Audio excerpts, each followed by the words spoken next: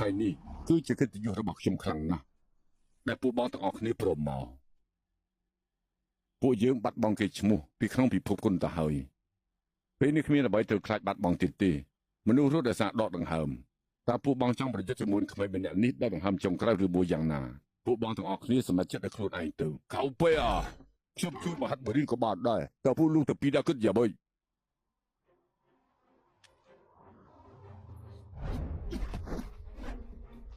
ប្រើកណាប់ដៃឈ្មោះទៅបុក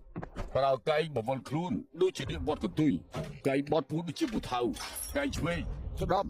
ឆ្វេងស្ដាប់សោយបែបនេះឲ្យគេតដៃទាន់កែងរបស់ខ្ញុំ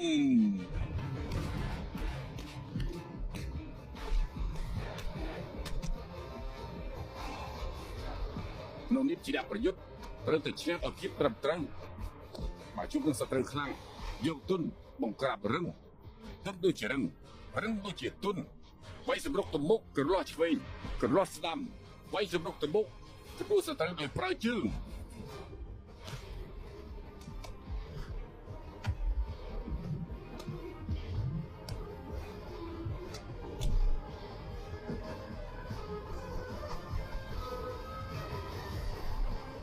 ចាក់បញ្ចូលវិទ្យាសាស្ត្រលើសូលដូចក៏លាន់ធ្វើឲ្យខ្មោចរត់ដាក់មេផាយបាតដៃគ្មានស្រមោលបាតដៃគ្មានម្រាមសាច់ស្នៀតរាប់ពាន់ត្រូវប្រើម្រាមដៃអរហាបំផុតទង្កិចទាញចាក់ម្រាមដៃចាក់ជីមចោលបំបាឆ្អឹងចុះបើខ្ញុំពាក់កងគឺធ្វើយ៉ាងម៉េចទៅ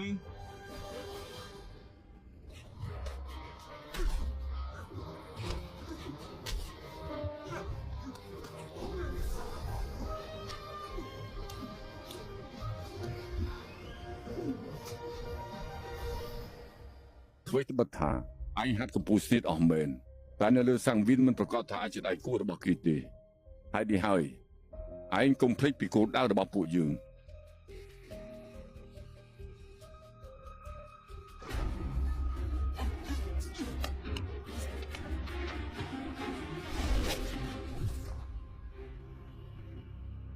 ប្រើកែងអាចបំបីសំដៃបានណា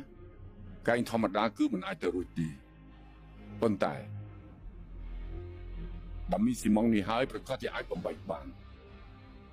បន្ទាប់មកជាការប្រយុទ្ធដោយយុត្តិធម៌